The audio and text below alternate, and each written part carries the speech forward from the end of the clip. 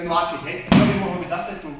Išiel by som týmto spôsobom. Je veľa druhov lakťov, ktoré môžete robiť. My chceme ten základný, to znamená, že chytím si toho oponenta, som tu. Postavím sa mierne bokom, ruka k hlave zase. Chcem sa vytočiť, udierať touto stranou, po prípade iba čisto týmto klubom. To znamená, som tu, vytočím sa do toho. Hej. Idem pomaličky, znížim ťažisko a ak potrebujem, spravím si malinkého 45 stupňov, udriem do toho. Teraz sa nepozerám na neho, samozrejme, celý čas. Sledujem tu, čo robí, lebo on môže pokračovať ďalej. Nemusí mi technika výjsť. Ja sa pozerám na vás po prípade na tomič, aby som presne trafil to, čo chcem.